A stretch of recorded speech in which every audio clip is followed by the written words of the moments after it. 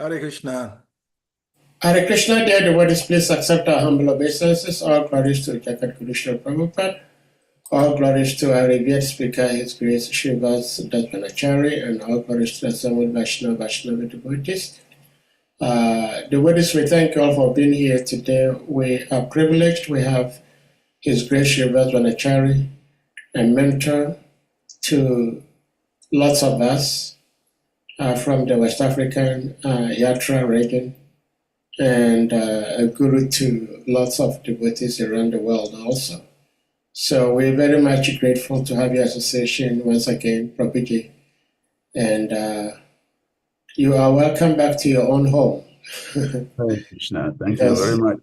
You're one of the founding fathers of this platform. So without further ado, we may put the verse on the screen and then you take it over from here. Hare Krishna. Hare Krishna.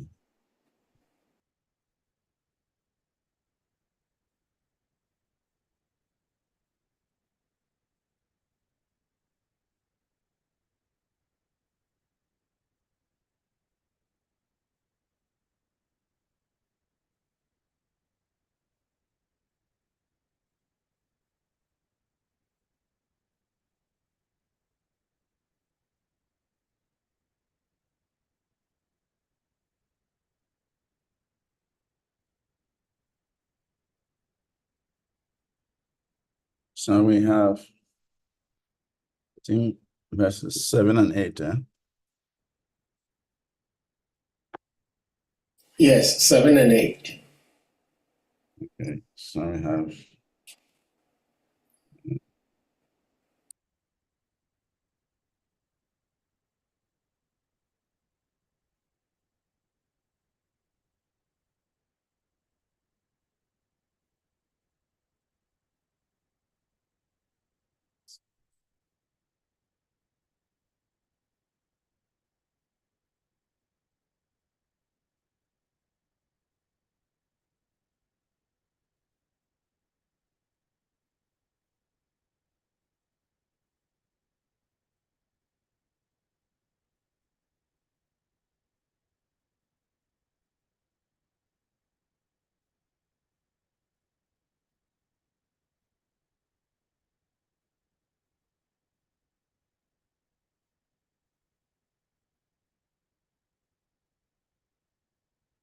Pamagyanatimridasya Gyanan Gyanashalakaya Chakshuramaleitam Yena Tasmai Sri Gurave Namaha Sri Chaitanya Manobhistam Stapitam Yena Bhutale Swayam Rupa Kadamayam Dadati Swapadantikam Narayana Namaskritya Narachaiva Narottamam Devim Saraswatim Vyasam Tato Jaya Mudirayat Nashna Praya Swabhadresu Nityam Bhagavatam Sevaya Bhagavati Uttamasloke Bhakti Bhavati Naistiki Om Namo Bhagavate Vasudevaya Om Namo Bhagavate Vasudevaya Om Namo Bhagavate Vasudevaya. So today we are reading from the Srimad Bhagavatam, Canto 3, Chapter 1, entitled Questions by Vidura. And today we are treating texts 7 and 8. So the text 7 says, Yada Sabhayam Kurudeva Devya Kesha Bimarsham Shuta Karma Karyam Na Varyam Asadripash Nusayaha Swasrai Harantya Kucha Kumani.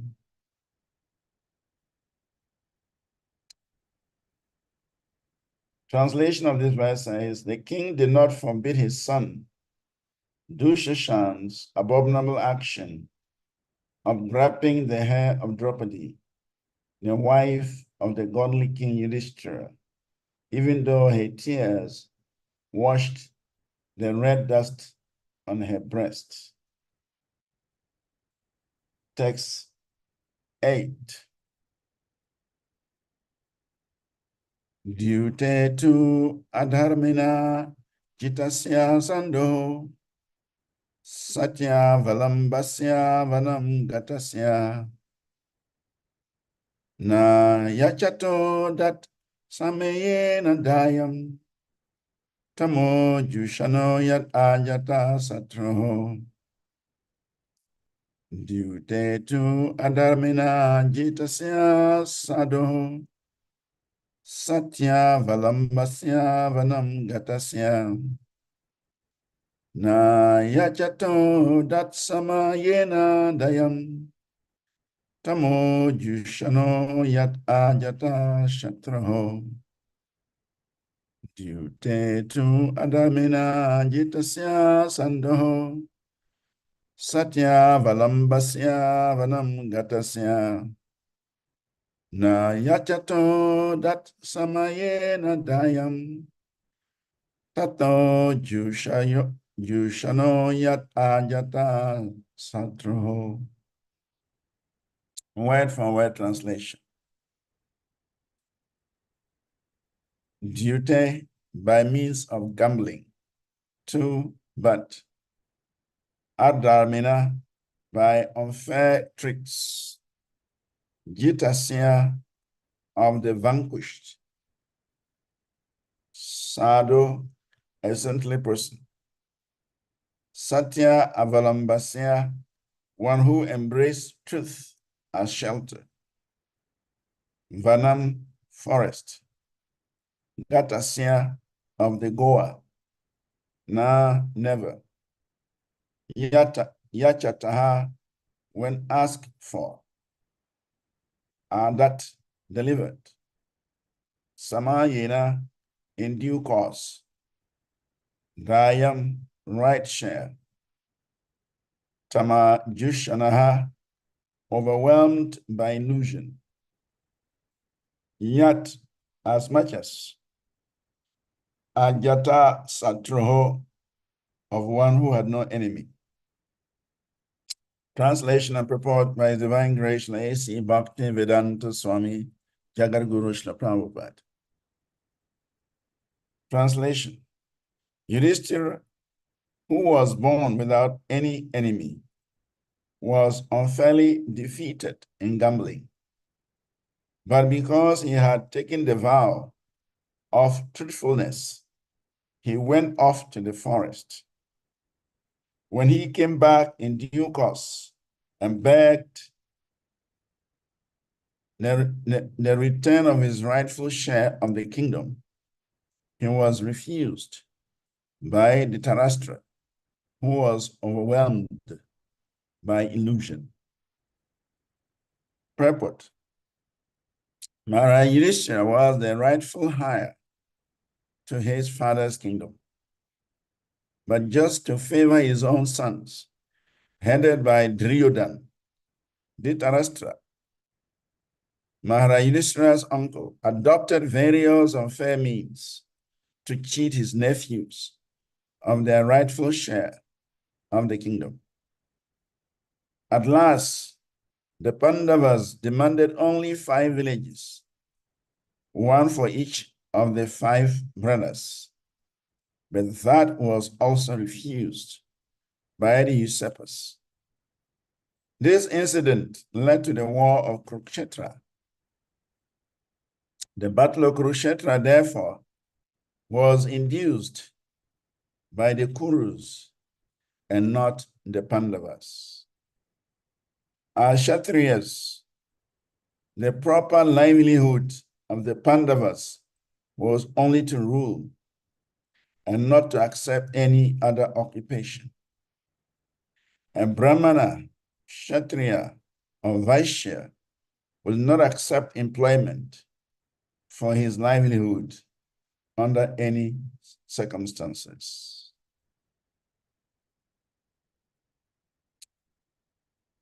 Omagyanatimaridasya Gyanam Gyanashalakaya Chakshuramalitam Yena Tasmai Sri Gurave Namaha. Sri Chaitanya Manobhistam Stapitam Yena Bhutale Swayam Rupa Kadamahyam Dadati Swapadantikam Vandeham Sri Guru Sri Yukta Padakamalam Sri Gurum Vaishnavanscha Sri Rupam Sagrajatam Sahagana Ragunastambitam Tam Sanjivam Sadvetam Savadutam Parijana Sahitam Krishna Chaitanya Devam Sri Radha Krishna Padam Sahagana Lalita Sri Vishakam Scha Nama Om Vishnu Padaya Krishna Prishtaya Bhutale Srimati Bhakti Tirtha Swami Iti Namini Namaste Krishna Padaya Prabhupada Ashri Tatmane Shri Gaura Karuna Shakti Bhakti Tirtha Namini Nama Om Vishnu Padaya Krishna Prishtaya Bhutale Srimati Bhakti Vedanta Swami Iti Namini Namaste Saraswati Devi Gauravani Pracharini Nirvise Sashunyavadi Pasachadi Satarini Vanchakalpatarubhyascha Kripa Sindhubhyaiva cha Patitanam Pavanebhyo Vaishnavebhyo Namo Namaha Namo Mahavadanyaya Krishna Prema Pradayate Krishnaya Krishna Chaitanya Namini Gauratine Namaha Nityanando Vatutendo Vasuda Pranavalabha Janavir Jivita Patir Krishna Prema Prabhu Padmavati Sutasrimam Sachirananda Purvajaha Bhavam Mata Jagatra Tarakta Gora Kalevharaha Advaitam Harinadvaita Racharyam Bhakti Shamshanat Bhaktavataram Itam Sham Advaita Acharya Shraye Panchatattvamakam Krishnam Bhakta Rupa Sarupakam Bhaktavataram Bhaktakyam Namami Bhakti Shantikam Krishnaya Vasudevaya Devaki Nandanaya Cha Nanda Gopa Kumaraya Govindaya Namo Namaha Nama Pankajanabaya Nama Pankajamaline Nama Pankajanetraya Namaste Pankajagraye Namo Brahmanya Devaya Go Brahmana Hitaya Cha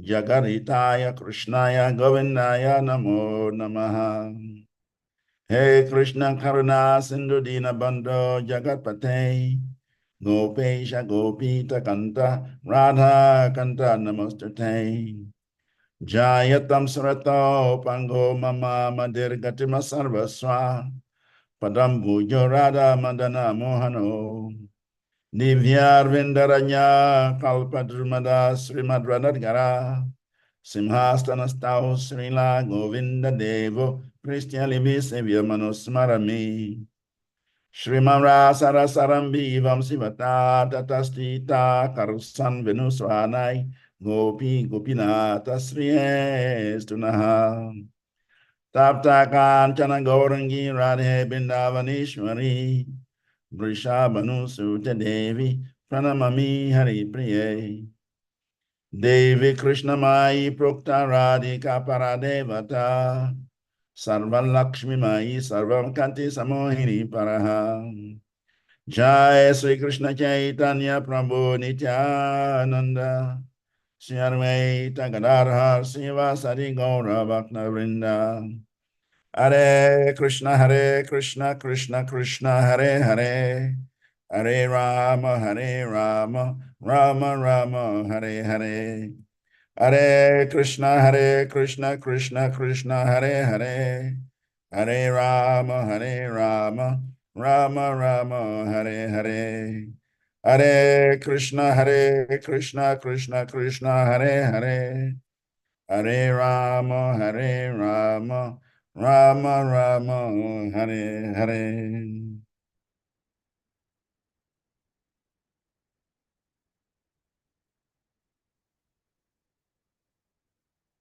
Translation again.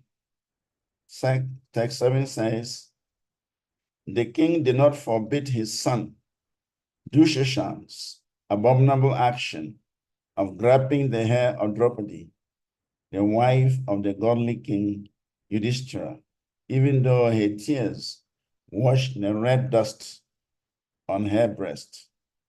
And text 8 says, Yudhishthira, who was born without any enemy, was unfairly defeated in gambling. But because he had taken the vow of truthfulness, he went off to the forest. When he came back in due course and begged the return of his rightful share of the kingdom, he was refused by Dhritarashtra, who was overwhelmed by illusion. Mukam karote vachalam pangulagaete grim, yatri patamahan vande Shri Guru Dina Taranam, Paramanam Madhavam Sri Chaitanya Ishwaram. Akanda mandala karam vyaptayina characharam, tapadam dashitam yena, tasmai Sri Gurave Namaha. So everyone is welcome to today's class. And before we proceed to say something, we seek the blessings of all the assembled Vaishnavas and Vaishnavis so that we can say something for our own purification and probably for the benefit of the audience.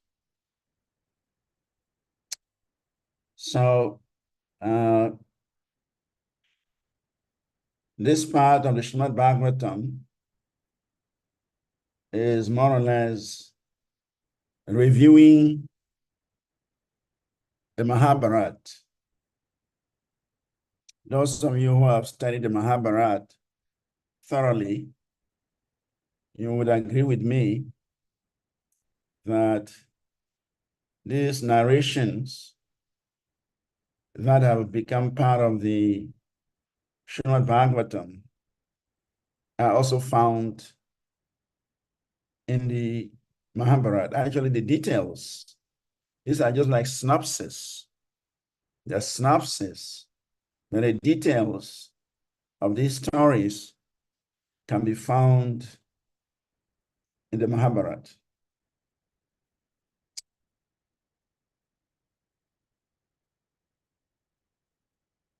The Kauravas, which are the sons of Dhritarashtra, they use unfair means to take away the kingdom of the Pandavas.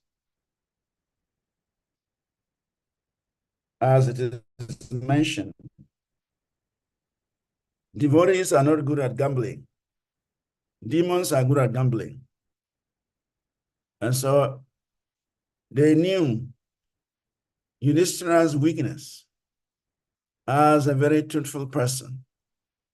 Truthfulness and gambling, they don't go together. Yudhishthira Maharaj was very truthful to the letter, that we all know that when Krishna asked Yudhishthira Maharaj to say Aswatthama was dead, he hesitated because he felt it was not true. But Krishna had to use that tactic to demoralize Dronacharya, because Dronacharya, Bhishma Dev, and Karna, they were wreaking havoc to the soldiers, to the army of the Pandavas.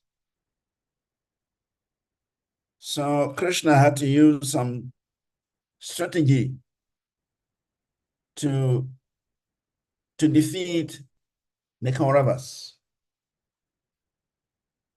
So he wanted Yudhishthira Maharaj to announce to the public that Aswatthama was dead, even though he wasn't dead. And just by hearing that, Dronacharya will become so demoralized that he will stop fighting. And in this way, he could be killed. So when Krishna employed the tactic, Yudhishthira Maharaj was reluctant to follow Krishna's instructions because he felt it was a lie. And he did not want to tell a lie. So it is said that because he disobeyed Krishna's instructions, his chariot touched the ground. His feet touched the ground. Before then, Yudhishthira's chariot were always a few feet above the ground. His chariot, his feet, they never touched the ground. But when Yudhishthira Maharaj disobeyed Krishna's instruction, his chariot immediately descended on the ground. And so he had to walk on the ground. So this is because he disobeyed the order of the Supreme Personality of Godhead. In fact, he announced that Aswatthama is dead. And then on the throne, he said the elephant. Because there was an elephant also called Aswatthama. And then Dronacharya's son was also called Aswatthama. And it was the elephant that was actually killed. But Krishna wanted to use that strategy to demoralize Dronacharya. But Yudhishthira Maharaj did not pick it. He was thinking of his truthfulness, the embodiment of truthfulness. So he didn't want to tell a lie. But he disobeyed, therefore he disobeyed Krishna's instruction. And as a result, he lost that ability for his chariot to float in the air and he himself to float in the air. But the point here is that because of truthfulness, Yudhishthira Maharaj was so truthful that he behaved this way toward the Supreme Lord. And so his strength was his truthfulness. And so the Kauravas, they knew that Yudhishthira Maharaj was an embodiment of truthfulness. And the opposite of that is gambling. So they had to engage him in gambling, which means he was not good at gambling. So they engage him in gambling, and they use the land as the object of the gamble. Yudhishthira lost the land. Then the 5 Pandavas were placed as the next object. Yudhishthira Maharaj lost it. And then their wife, they lost it because he was not good at these things. So in this first verse, verse 7, it is talking about Dushashan performing an abominable action of grabbing the hair of Draupadi, the wife of the godly King Yudhishthira. And even though she was crying, she was shedding tears, Dushashan did not care. He just wanted to prove that now they're the owners of the kingdom, they're the owners of the Pandavas, and they're the owners of their wife. That's all that he wanted to prove. And in this connection, Karna, who wanted to marry Draupadi, and Draupadi snubbed him and married Arjuna, Karna was burning with envy, and he was looking for an opportunity to retaliate. So when it so happened that Yudhishthira Maharaj gambled away their kingdom and gambled away their authority and gambled away their wife, Karna was in ecstasy. So immediately, Draupadi was dragged to the Kuru assembly and was being maltreated. Here, Dushashan is grabbing her hair. And the next thing is that Dushashan wanted to see her nakedness. So he began to pull off her sari in the assembly of the Kurus. What a despicable activity, action, to want to see the nakedness of someone's wife in an assembly. It's abominable. But Dushashan was eager to do this. And the Tarastra was there. He could not stop. He did not make an effort to stop his son from performing such a sinful act. So that is what the verse 7 is saying. Draupadi was crying. She was weeping. And the tears were washing up the red kumkum on her breast. Yet Dushashan did not realize, he did not recognize that. He went on to drag her and even tried to derobe her so that her nakedness would be seen. In verse 8, it says, Yudhishthira, who was born without any enemy, was unfairly defeated in gambling. But because he had taken the vow of truthfulness, he went off to the forest. And when he came back in due course and begged the return of his rightful share of the kingdom, he was refused by Dhritarashtra, who was overwhelmed by illusion. So when they lost the kingdom, they were banished to the forest for 12 years. And then with the 13th year, they had to be incognito. They should not be recognized. They should not be spotted. They should not be known wherever they are. So 12 years of a miserable forest life. And after 12 years, one more year, they have to live incognito. They should never be located. They should never be spotted. They should not be identified. So the Pandavas went through all this to complete the term of punishment. And then they came back. And when they came back, Dhritarashtra had already stabilized himself and his children. And so he was not ready to part with any land for the Pandavas. And that is why it is mentioned here that he was overwhelmed by illusion. At least, even if you don't want to give the entire land to them, because you are also part of that family, you divide it. Divide it into two, give half to your children and give half to the Pandavas. And in this way, there wouldn't be any trouble. But because the Dhritarashtra was overwhelmed by illusion, he did not consider the Pandavas to be part of the Kuru dynasty. And so even when they demanded for 5 villages, they were not even demanding for the whole kingdom. They wanted 5 villages. But Duryodhana said he was not ready to give a pinprick, an amount of land that could cover the prick of a pin, the point of a pin. He was not ready to give that to the Pandavas. So this is the situation that brought about the Battle of Kurukshetra.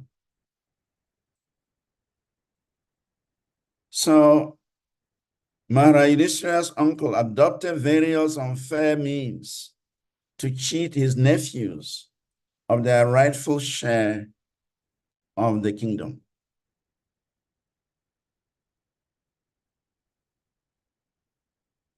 So this is the issue on the ground. Yudhishthira Maharaj is demanding from Dhritarashtra that please just give us 5 villages. We'll be satisfied with that. Because as Kshatriyas, we should have some property. We should have some kingdom. We must rule over some citizens. So please do us that favor. But Dhritarashtra was not ready. So it is said, Ikshato Druvishaham Tavaga Saha Nujo Yatra Vikro Karadai Saswan Rusa Yatram Alam Bibeshi. You must now return the legitimate share to Yudhishthira, who has no enemies and who has been forbearing through untold sufferings due to your offenses. He is waiting with his younger brothers, among whom is the revengeful Bhima, breathing heavily like a snake. Surely you are afraid of him. So this was the statement of Vidura. Vidura is the junior brother of the Dhritarashtra and the uncle of the Pandavas. He was a saintly man in the Kuru dynasty. And so he was always supporting the Pandavas. In fact, amongst all the members of the Kurus, he was that person who was favorably disposed towards the Pandavas.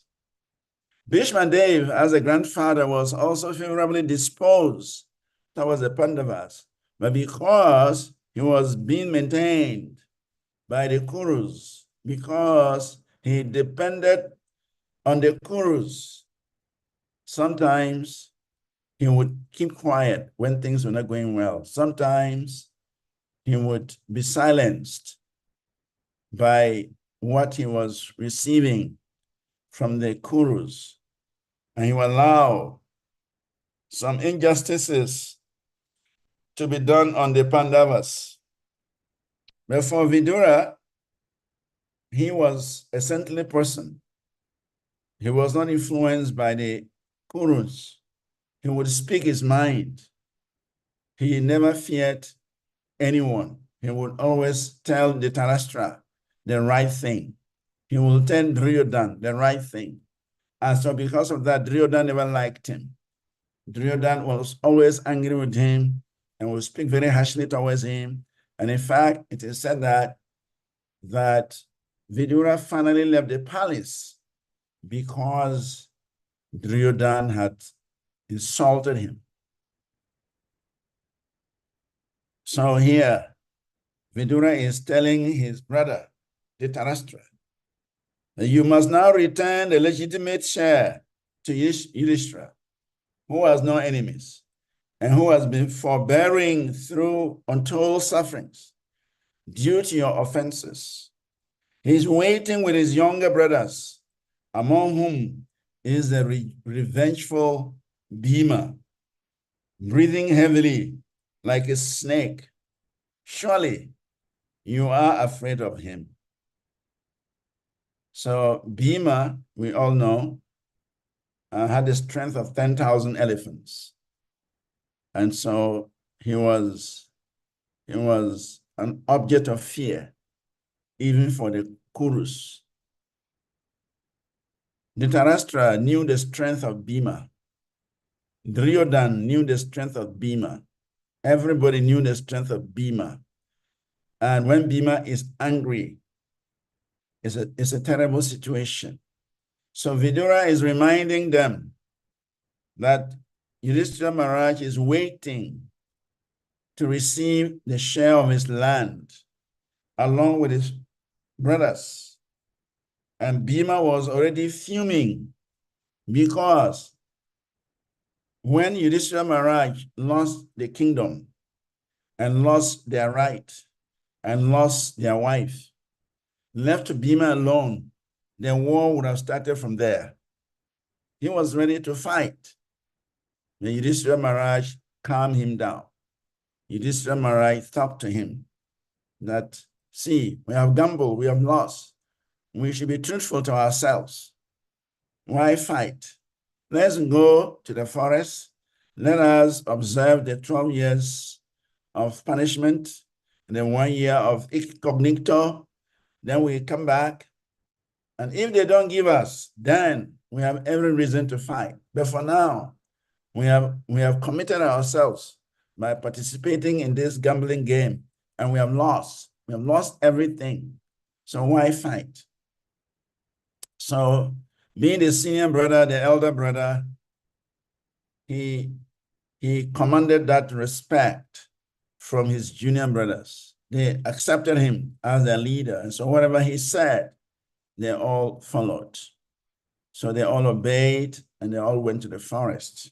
Now they are back and Dhritarashtra is not ready to give the land. And so obviously, Vidura has captured the mood of Bhima. Bhima must be boiling with anger because the anger was already there before they even left for the forest. But because his senior brother had ordered him to go to the forest, he went. And now they are back and the Kurus are not ready to deliver their land to them. So he must be very, very angry. And Vidura is reminding Dhritarashtra that Bhima is angrily waiting for the outcome of the decision, and they will suffer the consequences. Because when Duryodhana showed his tie to Draupadi in the presence of the 5 Pandavas, Bhima vowed that he will bring that tie and he would tear open his chest and drink his blood. Bhima vowed. So he was already angry. He was trying to contain himself with what has already happened before. And now they are adding insults and injuries by not giving them their land. So Vidura, as a well-wisher of both the Kurus and the Pandavas, is advising Dhritarashtra, why don't you give some part of the land to the Pandavas so that there will be peace? But Dhritarashtra would not listen. Dhritarashtra had taken shelter of illusion, and therefore he wouldn't listen to good advice. Karmo manyurmado lobha shoka moha bayadayaha karma bandascha mulaha swi kuriyat kununtat mudaha. The mind is the root cause of lust, of anger, of pride, of greed, of lamentation, of illusion, and fear. Combined, these constitutes bondage to fruitive activity. What learned man would put faith in this mind? This is a quotation from the 5th canto of the Srimad Bhagavatam. Lord Rishabhadev is speaking to his children. Now the mind is the root cause of lust, of anger, of pride, of greed, of lamentation, of illusion, and fear. And when all these elements combine, they constitute bondage to fruitive activity. So the Dhritarashtra is depending on his mind. Of course, Duryodhana had control over his father. In fact, sometimes Dhritarashtra will think something positive, but when he consults with Duryodhana, Duryodhana would just change every decision.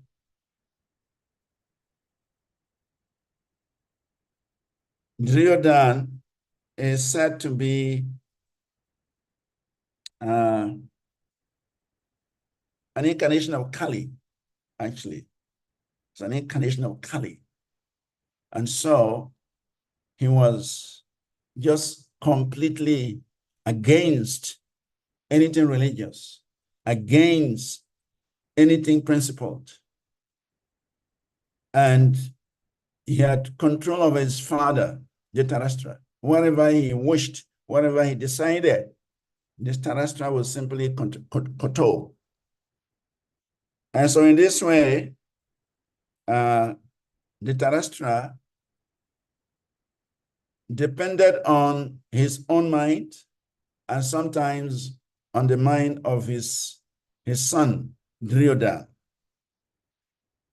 And what is in the mind of Duryodhana is lust, anger, greed, pride, illusion, and so on. So what better thing can come out of such a mind? Enmity, nothing more. So therefore, one who takes shelter of these elements, lust, anger, pride, greed, lamentation, fear, he cannot bring about peace. He cannot help others because he himself has become helpless. He has taken shelter of very bad elements. He has taken shelter of the enemies of the soul.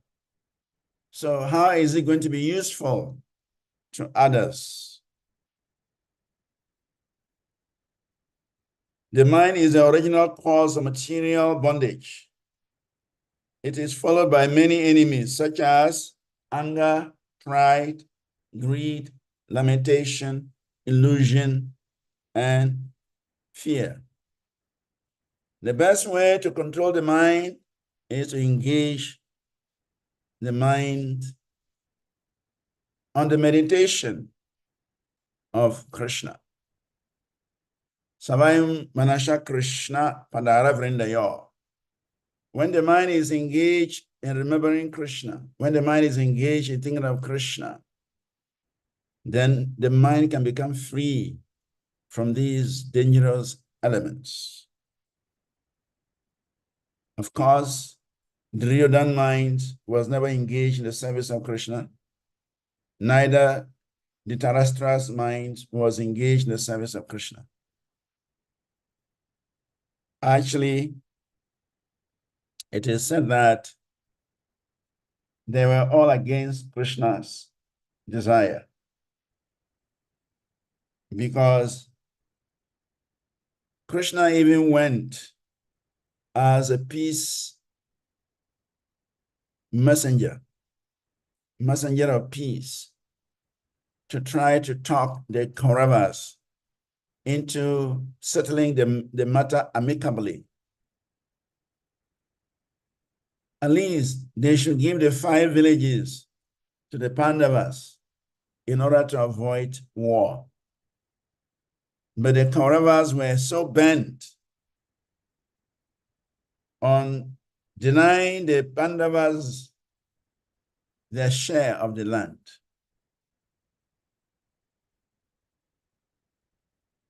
In fact, Duryodhana even attempted to arrest Krishna when Krishna went there as a messenger of peace. When Krishna presented his peace message to the Kauravas, Duryodhana was very angry, and he ordered his ministers to have Krishna arrested and bound up and locked up in prison, so that the Pandavas, when they hear that Krishna has been arrested and bound up and put in prison, they will know there is no hope for them. But Duryodhana did not realize that Krishna is the Supreme Personality of Godhead and that he cannot be arrested by anybody. So Krishna displayed his universal form. And the universal form, as we all know, is a huge, gigantic figure that nobody can handle, nobody can arrest. So Krishna displayed his universal form before the eyes of Duryodhana and a few others who were in the assembly. And when Duryodhana saw this, he realized this personality cannot be arrested. In fact, they were talking about this universal form among themselves, that Dhritarashtra, who was blind, also became eager to see the universal form. So Dhritarashtra requested Krishna that, please, my dear Krishna, I'm hearing the glories of the universal form. Please grant me this wish. If you can take away my blindness just for a moment so that I can see this universal form, I'll be very grateful to you. And amazingly, Krishna fulfilled Yudhishthira's desire. Krishna immediately took away his blindness. Blindness he had got from birth. Krishna took it away, and Yudhishthira and Dhritarashtra had his vision, and he also saw the universal form, the greatness of Krishna, momentarily, and again he retained his blindness. So Krishna tried to avert the war. But the Pandavas, but the Kauravas, they were bent on fighting the war. Therefore, it is said, Asankalpat yach karmam prodam karma vivarjanat artana ksheya lobam bhayam tattvama sanat. That by making plans with determination, one should give up lusty desires for sense gratification. Similarly, by giving up envy, one should conquer anger. By discussing the disadvantages of accumulating wealth, one should give up greed. And by discussing the truth, one should give up fear. So this is a verse spoken by Narada Muni to Yudhishthira Maharaj in the 7th canto, 15th chapter, verse 22. When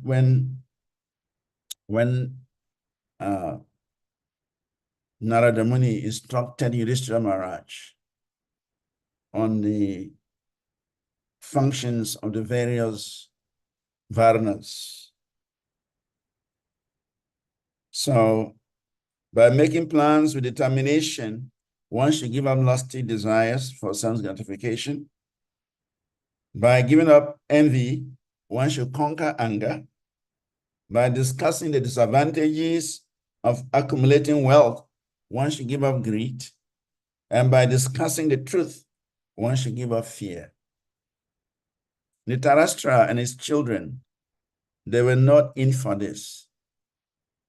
They were against these principles. They never wanted to give up lusty desires. They never wanted to give up envy. They never wanted to give up greed. And as a result, they were always full of fear, even though they behaved as if they were not fearful. But they knew that there was trouble in stock because they were dealing with personalities like Arjuna, and Bhima.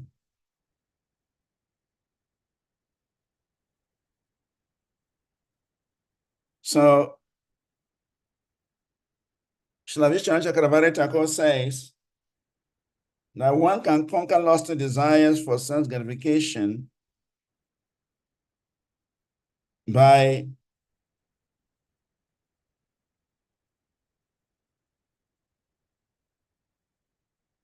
So one can conquer lusty desires by developing determination.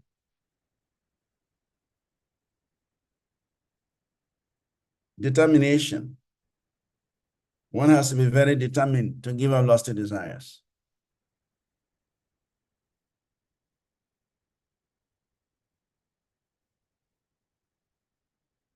An example given is the regard that even if one is hungry, if on a particular day he is determined to observe a fast, he can actually conquer the disturbances of hunger. Say, for instance, on Ekadashi, every day we are eating. But on Ekadashi, if we decide to fast, we are able to fast. For instance, we just observe the Nirajal Pandava Ekadashi, which requires that one should observe a dry fast, no food, no water for the whole day. Under normal circumstances, it may look very difficult. But once there is determination, it is possible. So everything is based on determination. So to conquer lusty desires, one must develop great determination that I don't want to keep these lusty desires in my heart. I don't want to pursue these lusty desires. They are very detrimental, so I must give them up. So constantly, one should reinforce his desire to give up lusty desires. And so by developing such a determination, one can become free from these lusty desires. Similarly, one can give up the desire to accumulate wealth simply by considering how difficult it is to protect money in one's possession. If one keeps a large amount of cash with him, he's always anxious about protecting it. Thus, if one discusses the disadvantages of accumulating wealth, he can actually give up such business.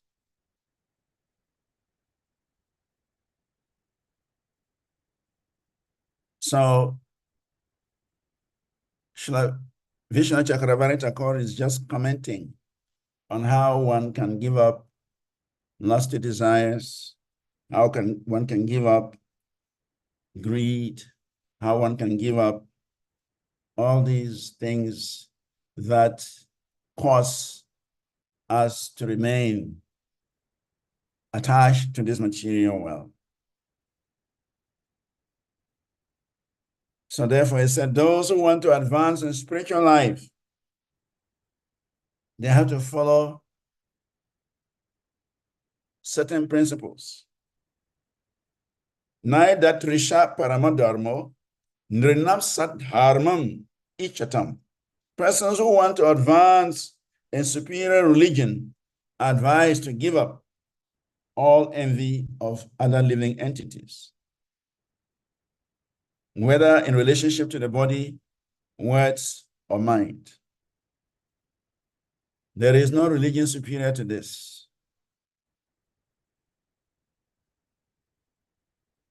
Anyone who wants to advance in superior religion is advised to give up envy of other living entities, whether in relationship to the body, words, or mind.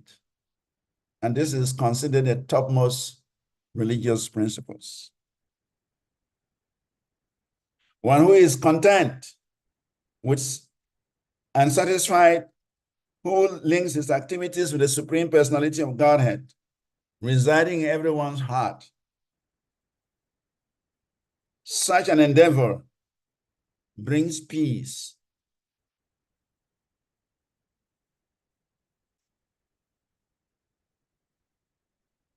Satisfaction of the mind is important. Without satisfaction of the mind lures us into different activities that are binding.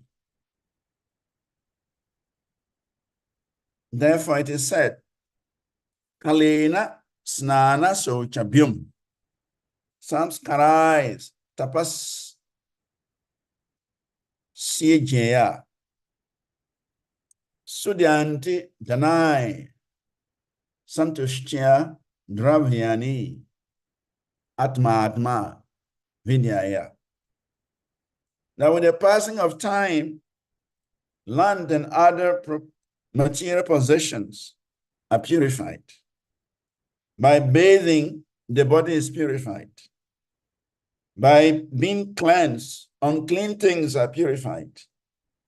By the purificatory ceremonies of samskaras, birth is purified. By austerity, the senses are purified. By the worship of the brahmanas and offering them charity, one's material possessions are purified. By satisfaction, the mind is purified. And of course, by Krishna consciousness, the soul is purified. So one has to be satisfied. Sudyanti Danai Santushtya. Sudyanti Danai Santushtya. The mind has to be satisfied. In fact, that is the principle for peace. If one is not satisfied with what he has, how can he be peaceful? In fact, this principle was discussed by Vamanadev, Lord Vamanadev, when he appeared in the sacrificial arena of Bali Maharaj and requested Bali Maharaj to give him 3 steps of land. Bali Maharaj reprimanded the Lord, Vamanadev. He said, why are you asking me for 3 steps of land? In the first place, you are a dwarf. You are so short. And you're asking for 3 steps of that dwarf steps. You've come to a king who owns the entire universe. The heavenly planet, the middle planet, the lower planet, they are all within my control. And you have come. You should ask for 1 planet or at least 1 village. Why are you asking for 3 steps? And your steps are so little. You're not wise. And Vamanadev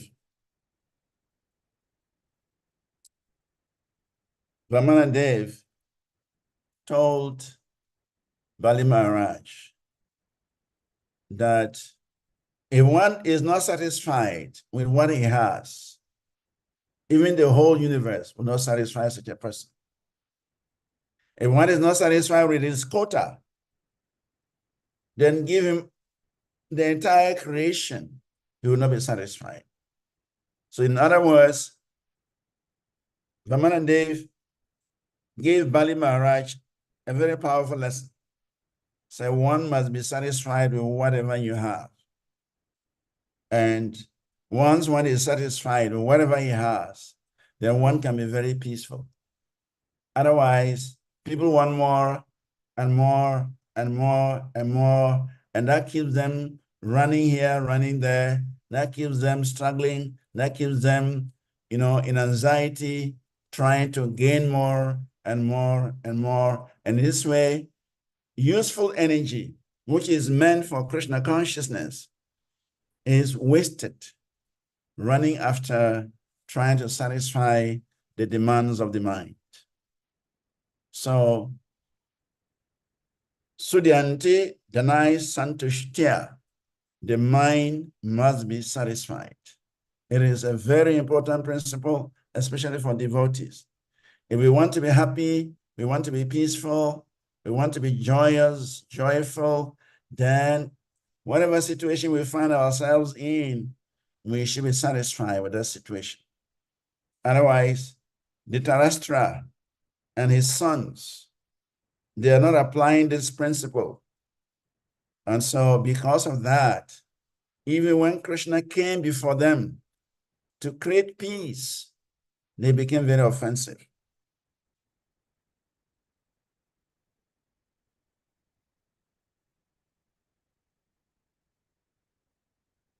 Karmasiatam he should treat them krudasyatat palam dayaha. Janoyatina lobasya jitwa bhuktva disho bhuvaha. The strong bodily desires and needs of a person disturbed by hunger and thirst are certainly satisfied when he eats. Similarly, if one becomes very angry, that anger is satisfied by chastisement and its reaction. Whereas for greed, even if a greedy person has conquered all the directions of the world or has enjoyed everything in the world, still he will not be satisfied. In other words, this verse from Bhagavatam is saying greed cannot be satisfied. Actually, Srila Bhaktisiddhanta Saraswati Thakur Prabhupada, he used to say that that there is enough for everyone's needs. Krishna has provided for everyone's needs, but there is never enough for everyone's greed. There's never enough for everyone's greed. There is enough for everyone's need. Nature is providing for everyone. Even the elephants in the forest, they have enough to eat. Every living entity has enough to eat. But for a greedy man, like Yudhishthira, like Dhritarashtra, like Duryodhana, there is nothing you can do to satisfy them. So greed is the greatest enemy. As Krishna himself has said in Bhagavad Gita, he said there are three gates that leads to hell: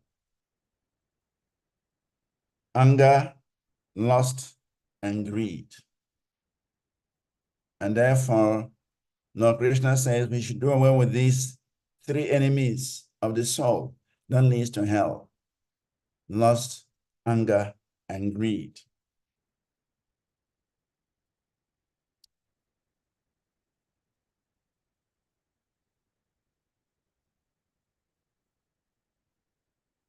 So the Pandavas, they only wanted 5 villages. And it was very easy for the Kauravas to give them these 5 villages. They did not want the whole property, the entire property. No, they just wanted 5 villages because there are 5 sons. So if each of them got a village to rule, then they were satisfied. But the Kauravas, they refused. And when Krishna went there as a peacemaker, a messenger of peace, they did not listen to Krishna.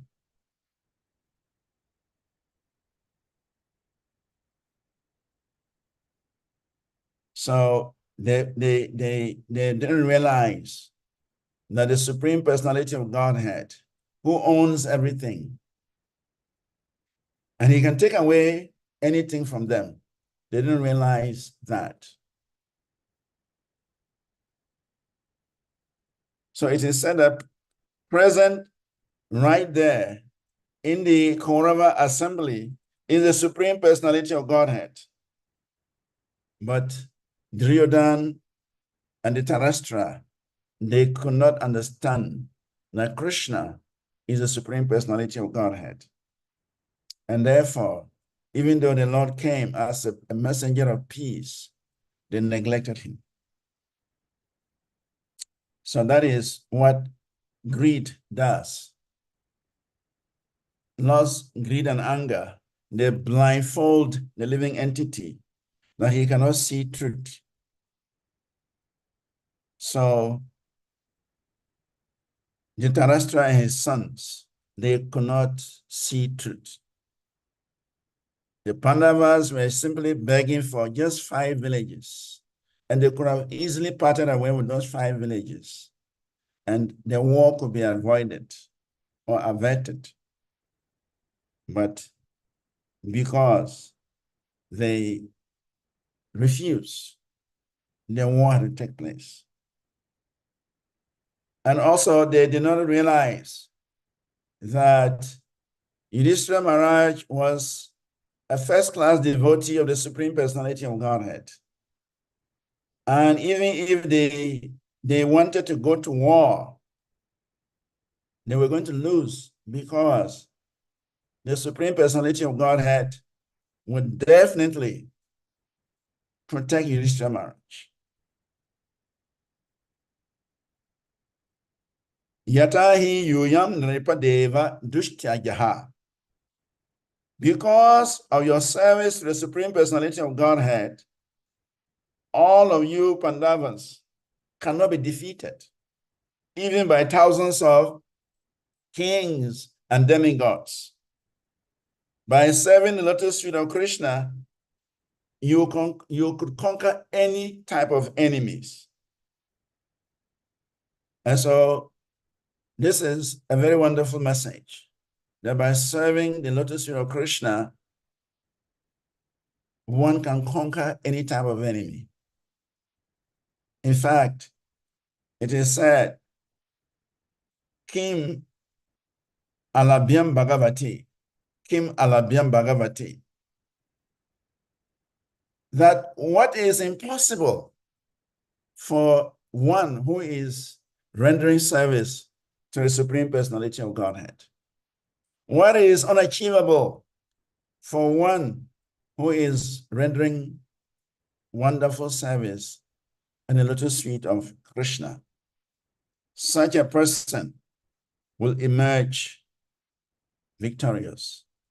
Kim alabhyam bhagavati prashane sriniketane tatapi tatparara jan nahi vajanti akinchana. That there is nothing impossible, there is nothing unobtainable by those who surrender to the lotus feet of the Lord and render such nice service to the Lord. So Dhritarashtra and Duryodhana, they did not realize that Yudhishthira Maharaj and his brothers, they were all dear devotees of Krishna, and that if they would go to war, they would lose. But because Dhritarashtra was bewildered by illusion, and Duryodhana was covered by greed, lust, and anger, he could not recognize the position of Krishna, neither could he recognize the position of Yudhishthira and his brothers as dear devotees of Krishna. And so they denied them even these 5 villages. A Brahmana or a Kshatriya or a Vaishya will not accept employment for his livelihood under any circumstance. Viprasya dhyayatinihi sat anyasya pratigraha. For a Brahmana, there are 6 occupational duties. A Kshatriya should not accept charity, but he may perform the other 5 duties of a Brahmana. A king or a Kshatriya is not allowed to collect charity, but is allowed to levy the citizens for his livelihood.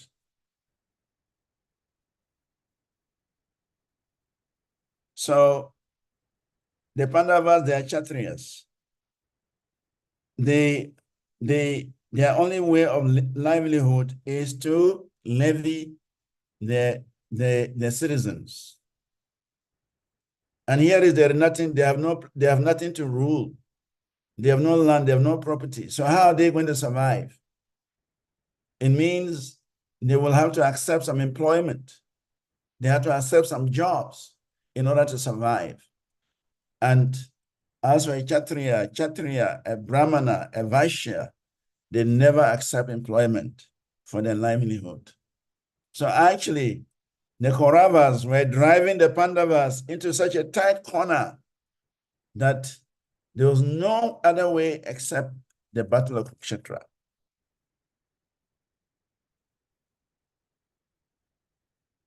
Shanam tu karmanam asya trini karmani jivikaha. Of the 6 occupational duties of a Brahmana, 3 are said to be compulsory, namely the worship of the deity, the study of the Vedas, and giving a charity. In exchange, a Brahmana should receive charity, and this should be his means of livelihood. A Brahmana cannot take up any professional occupational duty for his livelihood. The Shastra especially stresses that if one claims to be a Brahmana, he cannot engage in the service of others. Otherwise, he falls down from his elevated position.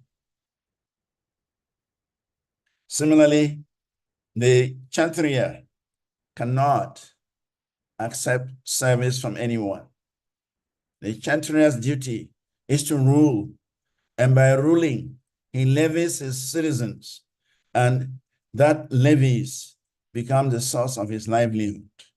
So if a Kshatriya is deprived of the power to rule, of the opportunity to rule, then it means that the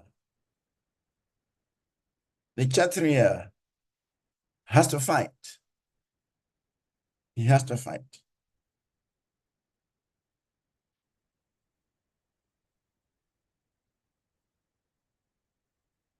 So the king or the government may levy taxes upon the citizens in various ways, by revenue, by duties, by custom duties, by realization of fines, and so on, provided the king is able to give full protection to his subjects. So even though the Kshatriya can take levies, taxes, and fines from the citizens, and that serves as a livelihood for him, but he also has a duty. The duty is he must provide protection. If the king cannot provide protection to his citizens, then he is prohibited from taking taxes from such citizens. So the conclusion is the Kshatriya must have a place to rule. The Kshatriya must have a kingdom to rule. And by ruling the kingdom, he provides protection for the citizens. And by providing protection for the citizens, then he has a right to levy taxes, to collect revenue, to collect fines from the citizens, and that will serve as livelihood for the Kshatriya. But if a Kshatriya has no kingdom, if a Kshatriya has no people to rule, then what else can he do? So this is the position that the Kauravas, headed by Dhritarashtra, had put the Pandavas in such a tight corner.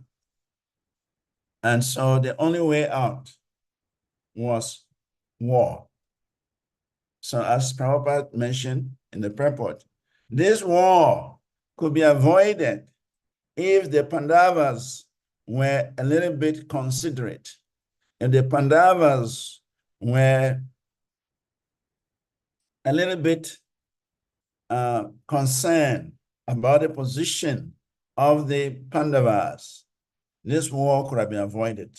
If they had just given those 5 villages to the Pandavas to rule and maintain themselves from that, there was no need for the war, the Battle of Kurukshetra. But because they were very adamant, because they refused to part with even a pinprick of land for the Pandavas, there was no other option but to go to war, and the winners of that war will now become the owners of the land. And therefore, the Battle of Kurukshetra was fought, and the Pandavas, under the guidance of the Supreme Personality of Godhead, they emerged victorious. All the Kauravas were killed. They were all killed because of their lust, because of their greed, because they did not want to part with a pinprick of land they lost their lives and they lost their kingdoms. So greed, lust, and anger are the greatest enemies of the living entity. And therefore, Krishna is saying in the Bhagavad Gita that these should be given up at all costs if one wants to live in peace. And we can see that demonstrated here, that the Kauravas, headed by Dhritarashtra and assisted by Duryodhana, they were incensed, they were obsessed by lust, greed, and anger. And because of that, they were completely bewildered that they did not even think, let us part with these 5 villages, let us have the whole land, and let's just give them 5 villages, and let us live in peace. But because they were under the influence of these 3 qualities, lust, anger, and greed, they refused. And as a result, the Battle of Kurukshetra took place, and they lost everything. They lost their lives, they lost their kingdom, they lost everything.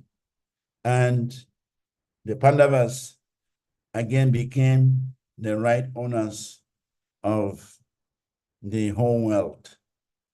So that is the story that we can find in the Mahabharata. And we're just having some synopsis in these verses. And that is what Shukadeva Goswami is describing in these verses. So if there are any comments, they are welcome. If there are no comments, my time is late. I'm in Radha Gopinath Temple in Mumbai. And so it's late now. It's almost 10 o'clock. So if there are no comments, we would beg to end here. And if there are some comments, we will take some questions. Thank you very much, and Hare Krishna. Hare Krishna, thank you so much, Prabhuji, for such a wonderful Krishna Katha. Of course, it's not unusual.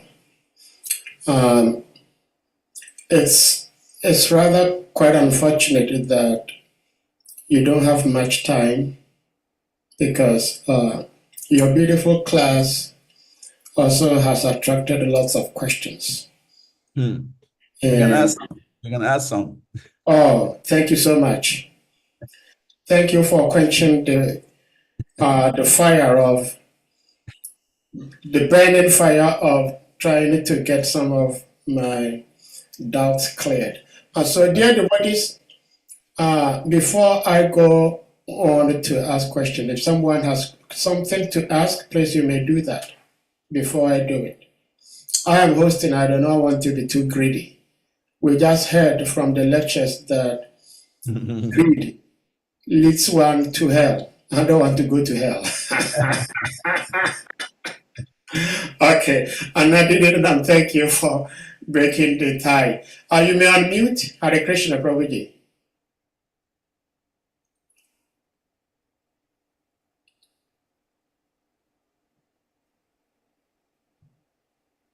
Hare Krishna, Anadi. Yeah, Hare Krishna, Prabhu Dandava Pranam. Yes, Hare Krishna. Hare Krishna. Maharaj, my humble obeisances. All glories to Gurudev Prabhupada. Yeah. Thank you very much. So, Maharaj, I would like to know how different is morality from devotional service? Because in as much as Yudhishthira is trying to be truthful, Krishna is telling him to say that Sakyama is dead, which is, it seems to him to be untruth. So how different is morality from devotional service? And at what point, as a devotees, we can tell a little bit lie to survive? I would like to know. Hare Krishna. Thank you. Very interesting question. Yeah. When we talk of morality, what should immediately come to our mind is obeying Krishna. That's the first consideration. Because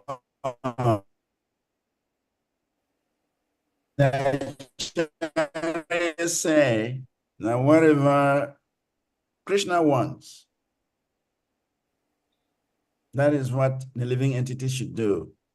Actually, Sri Goswami says what? Krishna no silanam. Krishna no silanam. That whatever action we perform, whatever intentions we have, whatever plans we have, they should be for Krishna's happiness. So that should be the mood of a devotee. Whatever a devotee wants to do, whatever plans he has, whatever actions he performs, the first consideration is, will this activity, with this plan, with this desire, how will it please Krishna? And that is called Krishna Slanu, doing things favorably for the pleasure of Krishna. And that's what devotional service actually means. Devotional service means doing things favorably for Krishna. And anyone who does things favorably for Krishna, definitely Krishna will reciprocate. Krishna is aware of whatever we are thinking, is aware of what our plans are, is aware. And so just by thinking favorably about Krishna, Krishna reciprocates. So the highest morality is actually to carry out Krishna's instructions. That is the consideration. So in the case of Yudhishthira Maharaj, he was thinking of his position. He was thinking about his prestige. He was thinking about his social status, that I'm known as a very truthful man. How can I speak a lie? But he forgot that his action was meant for Krishna's pleasure. It was not meant for his pleasure. So even if Krishna asked him to tell a lie, if that's what Krishna wants, he should do it. It's just like the battle of Kurukshetra. Arjuna was not ready to fight. Even though they were cheated, even though they were punished to go to the forest for 12 years plus another additional year of incognito. But Arjuna was not ready to fight. He wanted to just go to the forest and renounce and give the kingdom to his cousins, the Kauravas. But Krishna told him, this is what I want. And even if you refuse to fight, still all of these soldiers, they are not returning. They are not going back. All of them will be dead. By my plan, I've already planned for them to be killed. So whether you fight or you don't fight, my plan will be executed. But if you fight, you take the credit. So Krishna, he's the Supreme Personality of Godhead, and everything should be done for Krishna's pleasure. So if we talk about morality, the highest morality is to execute Krishna's orders. That is the difficulty. There are many people who don't understand this. And so they challenge Krishna's authority. They challenge Krishna's desire. Say, Krishna says, surrender unto me. Sarva Dharma Parityaja. They challenge it. Why should Krishna order people to surrender to him? In the Supreme Personality of Godhead, he owns everything. Everything belongs to him. Even our bodies, even our minds, our intelligence is Krishna's property. Krishna gave it to us. So if Krishna is demanding for total surrender, why are we reluctant? Of course, due to lack of knowledge, due to ignorance, we are reluctant. So by Yudhishthira Maharaj, his action was actually a lesson. Yudhishthira is a great devotee, is a pure devotee. Because of him, Krishna had to lead the battle of the Pandavas to defeat the Kauravas. He wanted Yudhishthira Maharaj to sit on the throne. That was Krishna's desire. He wanted the Pandavas to rule the world. That was the whole arrangement of this battle of Kurukshetra. Yet Yudhishthira Maharaj was not thinking of Krishna's desire. He was thinking about his own prestige. So when he was told that he should announce that Aswatthama is dead, he felt, Aswatthama is not dead. Why should I tell a lie?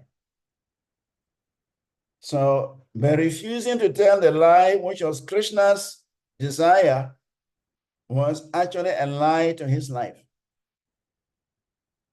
Because he denied Krishna.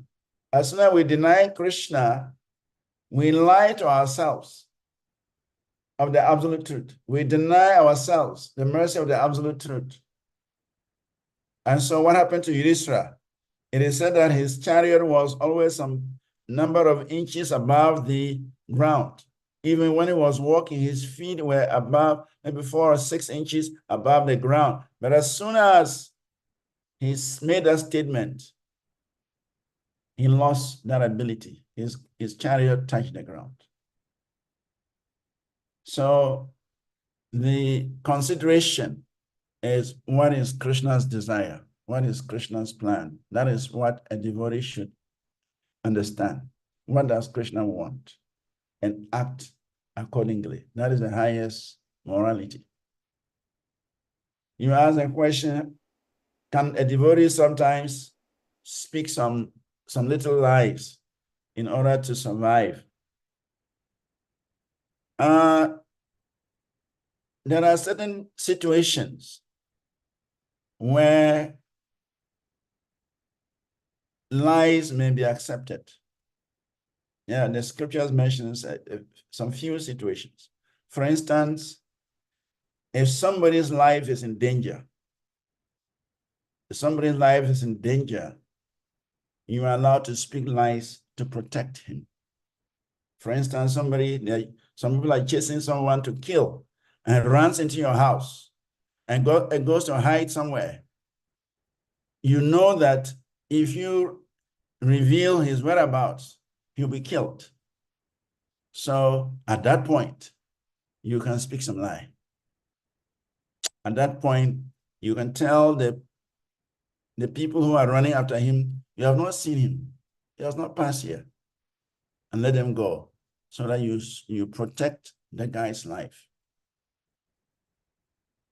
Yeah, there are about 3 or 4 occasions or situations where one can speak some lie and you're not condemned. If you protect somebody's life, I think it is also said during a wedding, one can speak some joking lies. There are a number of situations. I can check it up and get those situations whereby a devotee can speak untruth, but he's not accountable because he's trying to protect some other situation.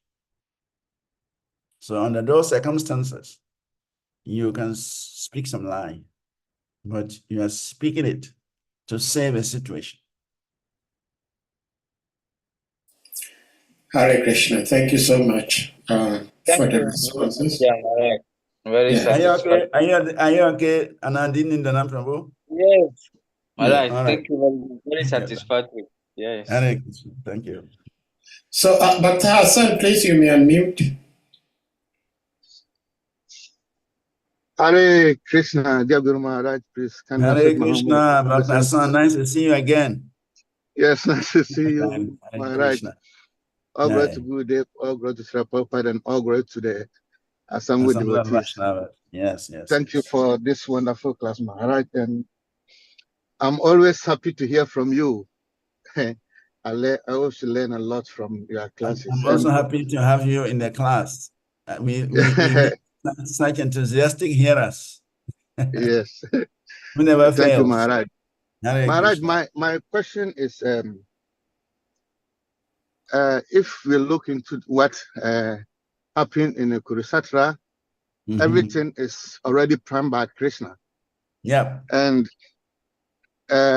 even Arjuna was resisting to fight, but Krishna let him know that even I have already killed them already, but I want you to do that duty to take the credit. Yeah. And Krishna, being Krishna, the Supreme Personality of Godhead, he went to the Kurus for peace. So my question is, if everything is already planned by Krishna and Krishna going there for peace, you know that they are not going to listen to him. Yeah. So why did he do that? What can we learn from that? This is my question. Very Hare important Krishna question. Maharaj. Thank you. Very important question. Krishna knew ahead of time that the Kauravas would not listen to him. Yeah. Sarvasya chaham hridesani visto mata smriti jnanam apohanam cha. Krishna is sitting in everyone's heart. And he knows from him comes knowledge, remembrance, and forgetfulness. So Krishna knew that these Kauravas, they will not listen. Yet he went.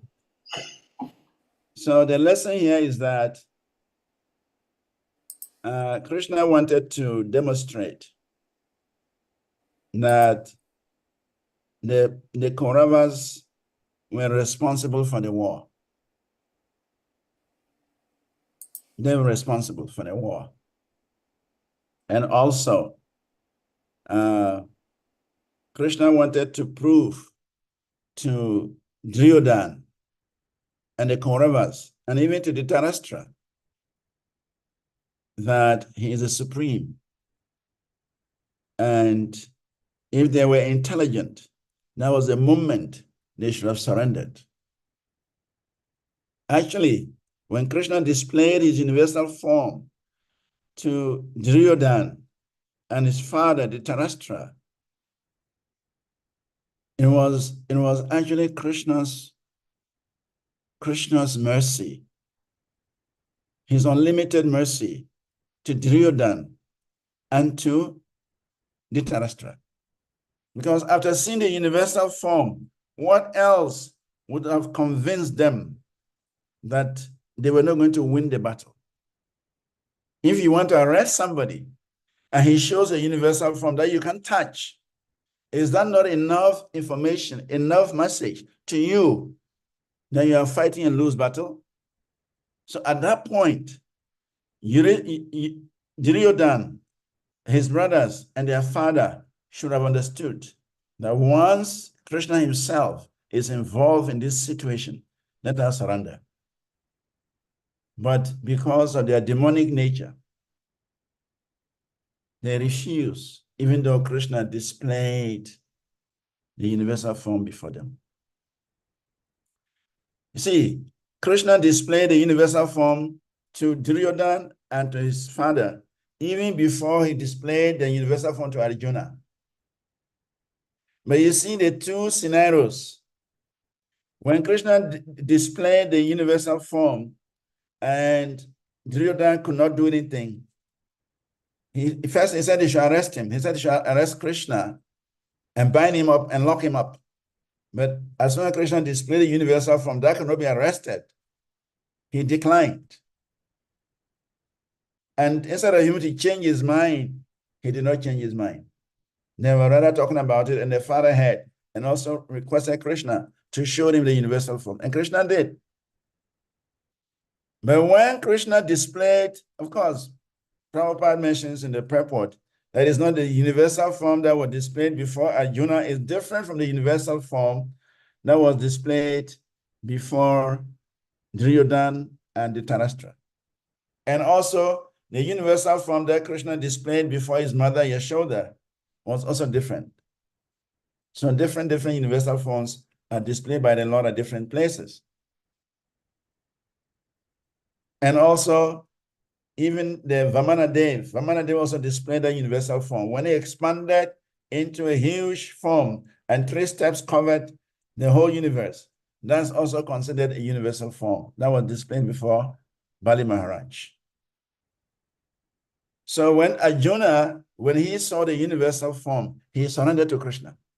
He said, "My Lord, I cannot bear to witness this. It's too much. please withdraw it. Arjuna was full of fear. He was offering obeisance from the back, from the front, from the side. That's a devotee. He was afraid to see the form. But Duryodhana wasn't afraid because it's demonic. Even though his father gained the vision to see the universal form, they were not disturbed. They didn't want to surrender to Krishna. So Krishna just wanted to display all this, how a devotee behaves and how a demon behaves.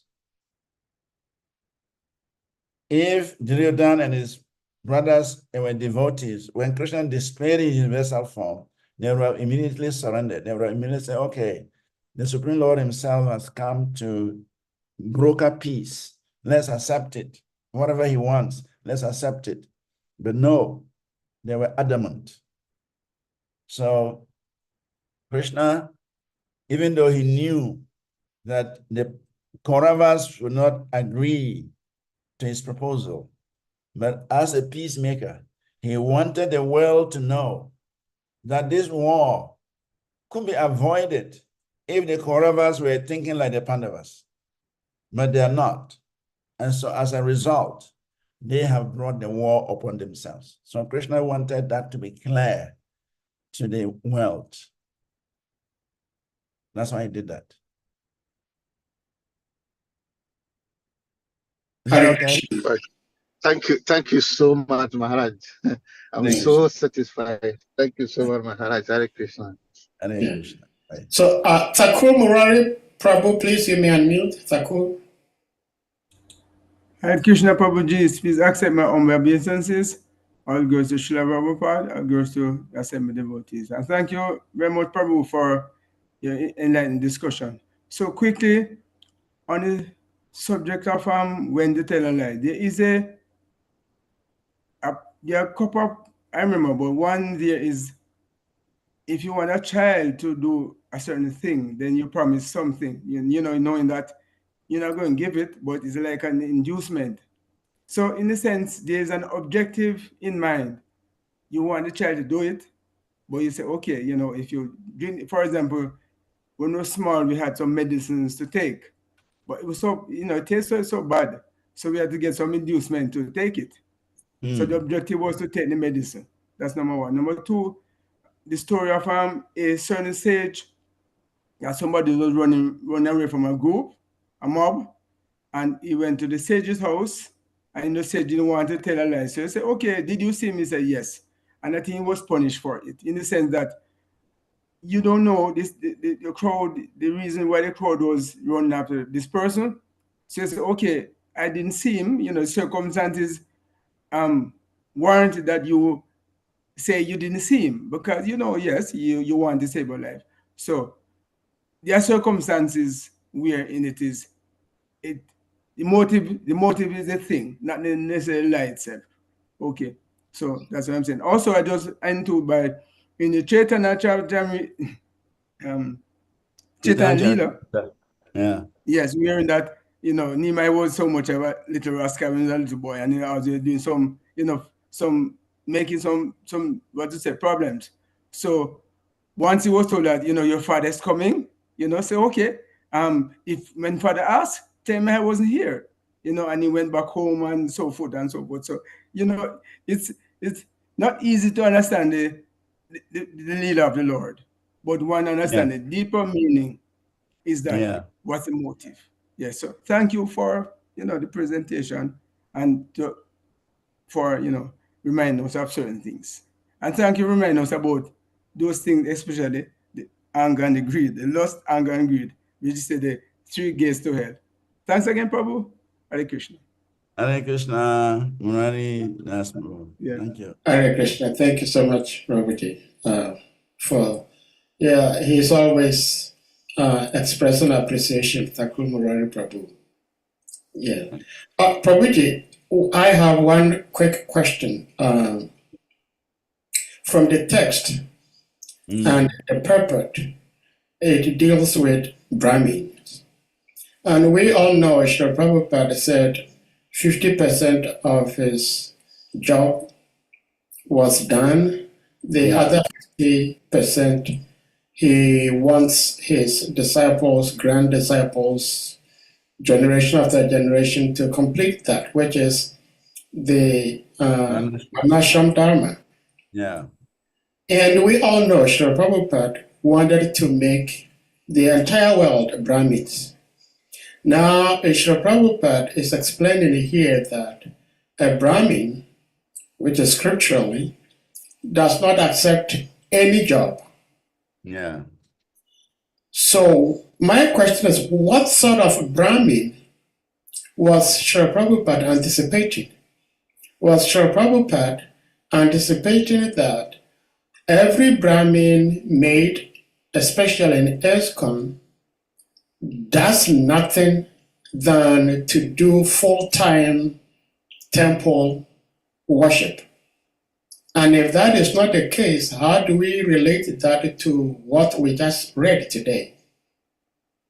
Yeah, thank you for the question. Yes, the Prabhupada, he said his mission was to make everyone a Brahmana. Yeah. His mission was to elevate everyone to the platform of Brahmanas. That was his first desire. But later he realized that you cannot get everybody to the platform of a Brahmana because everybody has acquired specific qualities that cannot be changed, even despite the fact we may try. So when he realized that, then he thought of the Varnashram Dharma. Because in the Varnashram Dharma, then you have the 4 Varnas and the 4 ashramas. The 4 Varnas are the Brahmanas, the Kshatriyas, the Vaishyas, and the Sudras. And the 4 ashramas are the sannyasis, the vanaprasthas, the grihasthas, and the brahmacharis. So initially, Prabhupada just wanted to make everybody a Brahmana. In fact, we can also say it's like Srila Bhaktisiddhanta's desire. Because when Bhaktisiddhanta sent the first sannyasis to Britain, he told them they should make Brahmanas. So they were preaching Brahminism. And then some lords of England, they approached the sannyasi disciples of Bhaktisiddhanta, and they requested that they wanted to become Brahmanas because they were promoting that. And they wanted to know what it entails to become a Brahmana.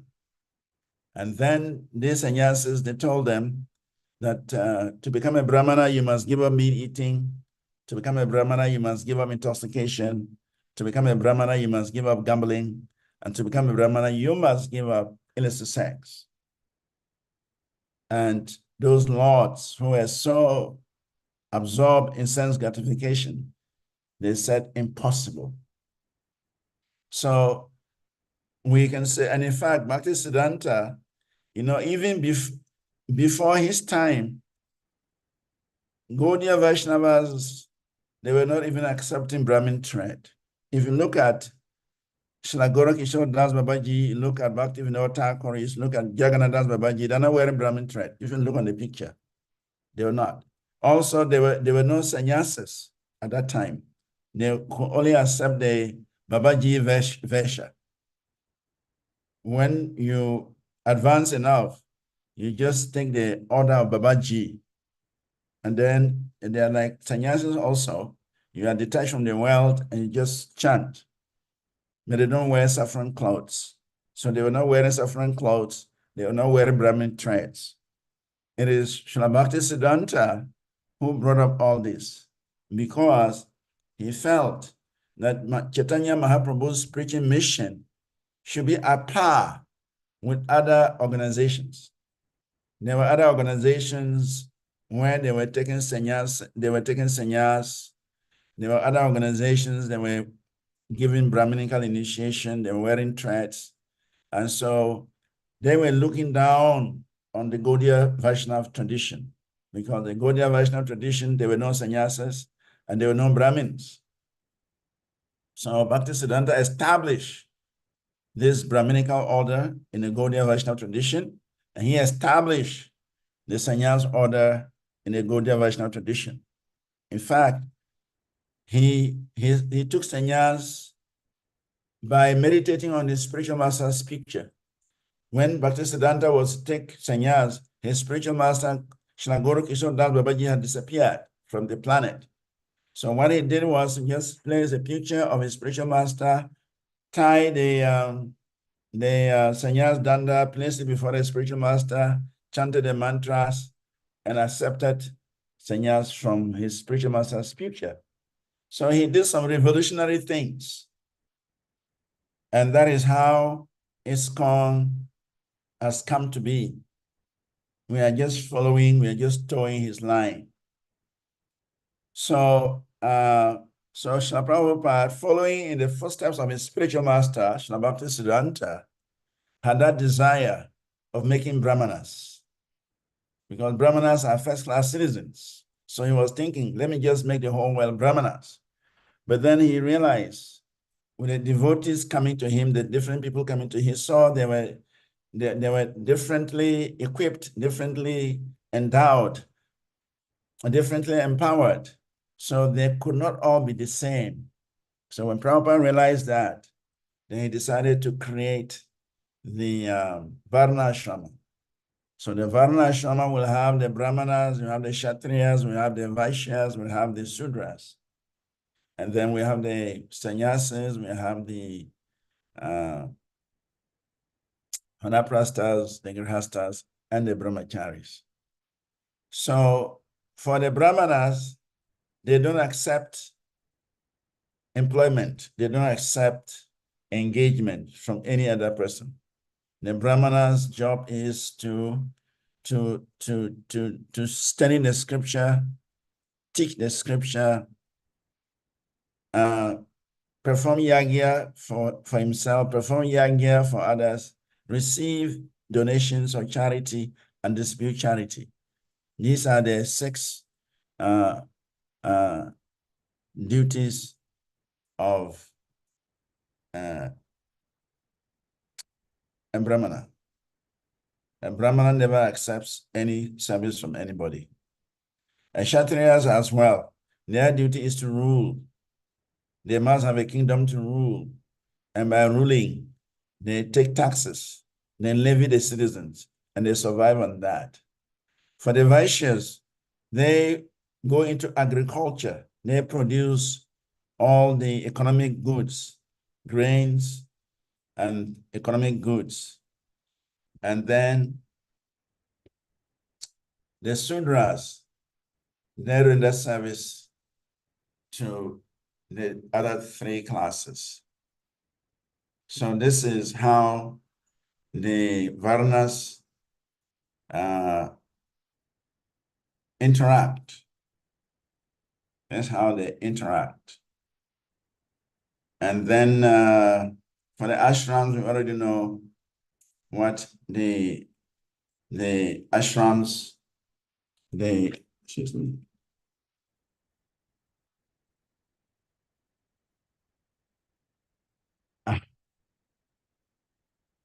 The ashrams are spiritual orders for the development of the various ashrams. So initially, Prabhupada wanted to create a Brahmana class, but he saw that that was not going to be possible. So therefore, he proposed the Vanashrama system. And that's why he said 50% of his job is not completed. And he requested his disciples and grand disciples to complete that 50% job, which has not been completed. So in that sense, the Vaishyas would create jobs, and the Sudras will be engaged in those jobs. And then the Kshatriyas, they will take care of the administration. And then the Brahmanas will provide spiritual knowledge. They will study the scriptures and they will provide spiritual knowledge. So in this way, they would interdepend. In fact, that's the word. The Brahmanas, Kshatriyas, Vaishyas, and Sudras, they interdepend on each other. The Brahmanas provide knowledge, the Kshatriyas provide administration, management, the Vaishyas provide economic activities, and the Sudras provide service. And in this way, society is able to interact for their own survival. So that idea of just creating a Brahmana community was envisaged by Prabhupada, but he realized that that is not Satya Yuga. In Satya Yuga, there was what is called Eka Varna. In Satya Yuga, everybody was a Brahmana. Everybody was a Paramahamsa, in fact, in Satya Yuga. So there was Eka Varna, only one Varna, Brahmanas.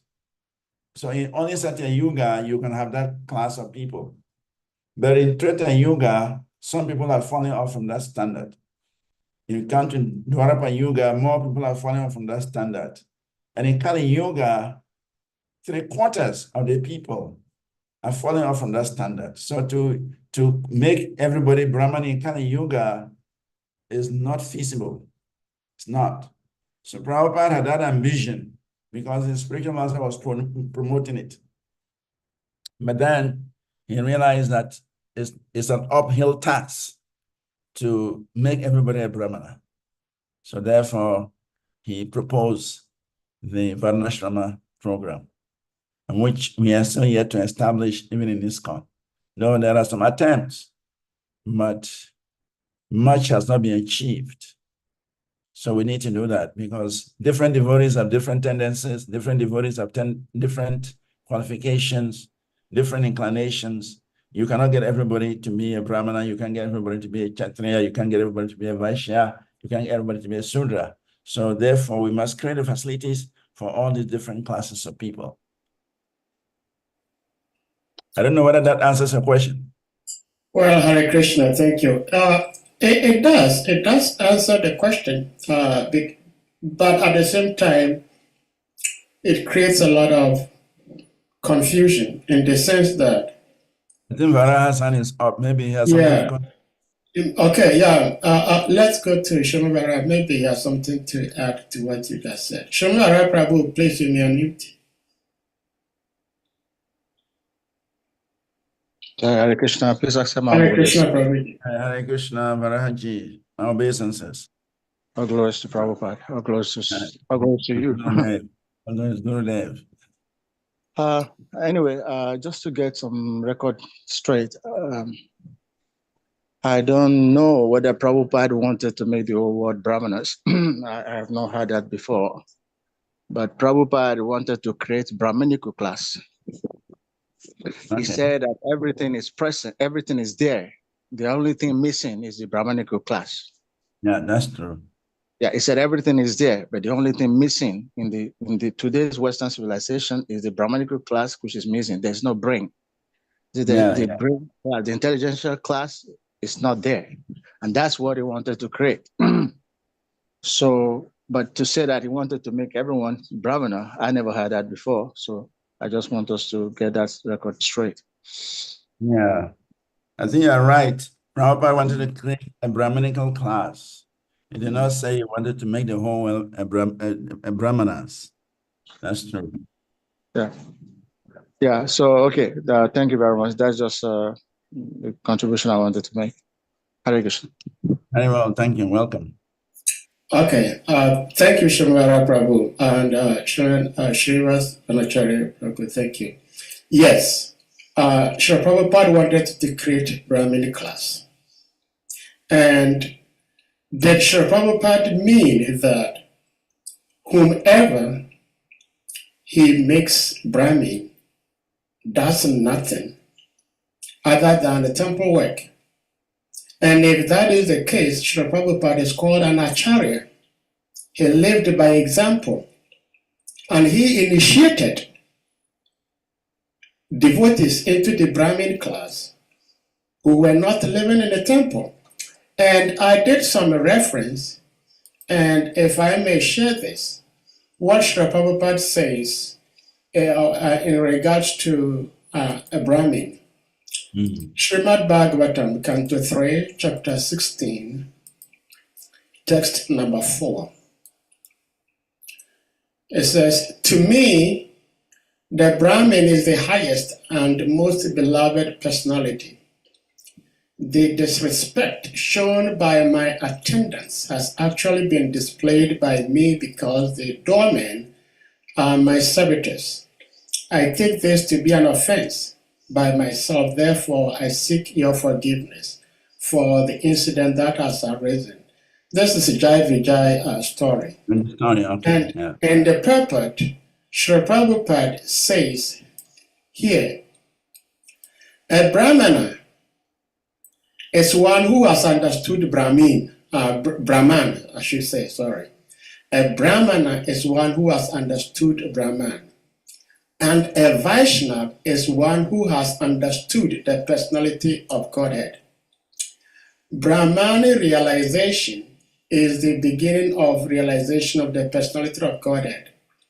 Now, before we even get here, Srila Prabhupada says, again in the purport, that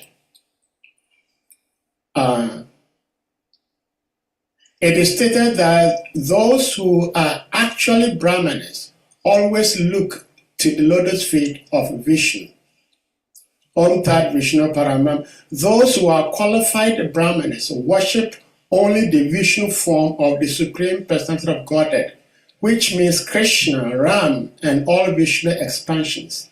A so-called Brahmana who is born in the family of Brahmanas but perform activities aimed against Vaishnavas cannot be accepted as a Brahmana. So Srila Prabhupada is giving us some insights as to who a Brahmana is. If we go to Bhagavad Gita 18:42, Sri Krishna again explains the qualities of a Brahmana, which we all know. Shamadamastapashucham, peacefulness, self-control, austerity, purity, tolerance, honesty, knowledge, wisdom, and religiousness. These are the natural qualities by which the Brahmanas work. So the question is, do these qualities only apply to people who do deity worship or live in the temple and not within the community? And my question again is that if Srila Prabhupada meant that the Brahmins that he is creating should only live in the temple and do deity worship, why did he give Brahmin initiation to devotees who were living outside and working for others? So the question is, because it is mentioned here that a Brahmana does not accept employment Yes. from others. And that and probably many other things have led to few gurus in our movement who would not give Brahmin initiation to a devotee who is not prepared to relinquish anything and everything just to live in the temple, which to me goes against Srila Prabhupada's process of performing devotional service in this movement. Well, I would say that, Srila Prabhupada's movement is meant to change the world. And so if it is meant to change the world, we must do away with certain barriers. In fact, even the whole issue of awarding Brahminical initiation, there was a big debate.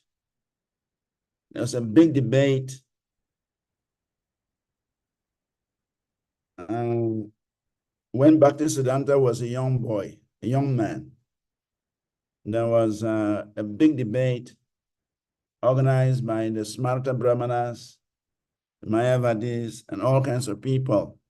And they were trying to categorize the class of Brahmanas. You cannot be a Brahmana if you're not born in a Brahmanical family. You cannot do this if you're this. You cannot do that if you're this. So there were restrictions as to who should be a Brahmana. So there was a debate, and Bhaktivinoda Thakur was to represent the Vaishnava tradition. But unfortunately, as Krishna wanted it, he was sick, he was ill. And so he could not attend that meeting.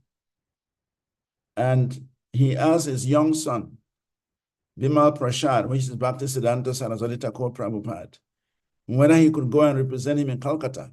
The meeting took place in Calcutta. A young Bhaktisiddhanta, was a young boy. He said he will go, that he will go and try to represent him. So the father authorized him to go. He went. And that was the beginning of the end of these Smarta Brahmanas. So when Bhaktisiddhanta spoke, it is said that he first of all glorified the position of a Brahmana. He spoke about it very highly about who is a Brahmana, what is a Brahmana, what is the duty of a Brahmana. And everybody, the Smarta Brahmanas, they were all very happy. They were clapping hands for Bhaktisiddhanta, young Bhaktisiddhanta, who was elogizing the position of a Brahmana. Then after he finished that, then he turned around and began to speak who is actually a Brahmana. First, he glorified the position of Brahmanas. And then after that, then he brought up the qualification of a Brahmana. And when he brought up those qualifications, all the Smarta Brahmanas were disqualified. They were very angry, but they could not show it because in the beginning, they had already accepted his proposal. He had described the importance of a Brahmana, the exalted position of a Brahmana. They were so happy with him. Then all of a sudden, he turned around and began to tell them that they are not even qualified to become Brahmanas. And in fact, it said it was a historic meeting. That's where Bhaktisiddhanta established that the position of a Brahmana is not by birth, but by qualification. And that is what the Smarta Brahmanas don't want to hear. They say, unless you take birth in a Brahmanical family, you have no right whatsoever to become a Brahmana. So even it is said that Bhaktisiddhanta, they were throwing stones at him in Vrindavan because he was awarding Brahminical initiation to people who didn't take birth in Brahminical families. Similarly, Prabhupada was criticized when he started offering Western devotees second initiation. They criticized him. They said he was spoiling the Hindu culture or the Hindu religion by awarding malicious Brahminical initiations. But the fact remains that if we want to create a Brahmana class, you have to spread the net. You have to see those who have the tendencies. You have to see those who are eligible. And so if you find those who are eligible, whether they live in the temple or they live outside the temple, if they show some Brahminical qualification, which was spoken about by Srila Bhaktisiddhanta, he said the qualification is number one, not birth. But the Smartas, their point is birth. And that's what happened when Advaita Acharya was celebrating his Shraddha ceremony for his father. The Smarta Brahmanas were expecting that Advaita Acharya would invite them to come and accept the Mahaplate. But Advaita Acharya did not invite any of these Smarta Brahmanas. He invited Haridas Thakur. And the Smartas were very disturbed. They said, you are going to bring a Muslim somebody who has taken birth in a Muslim family, to come and accept the Maha plate. You are spoiling the tradition, the Hindu tradition. Where is that? Where do you get this from? But Adwaita Acharya told them that just by feeding this Haridas Thakur is as good as feeding 1 million Brahmanas, 1 million Samarata Brahmanas. So the point is qualification. If we find anyone qualified for the Brahminical initiation, if you find somebody, Yeah, all this have to be in it. if you find somebody who is inclined to these qualifications, he should be given. So that was Prabhupada's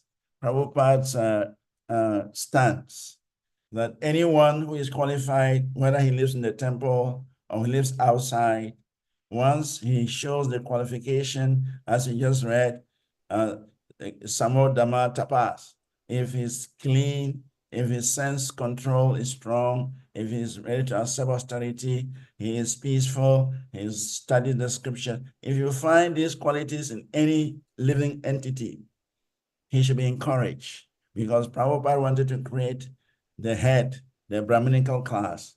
And so it doesn't necessarily mean that they have to live in a temple.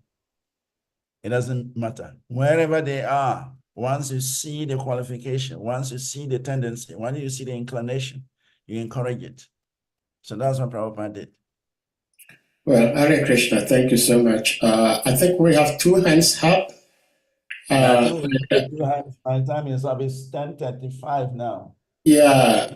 So maybe we may allow Prabhuji to take a leave.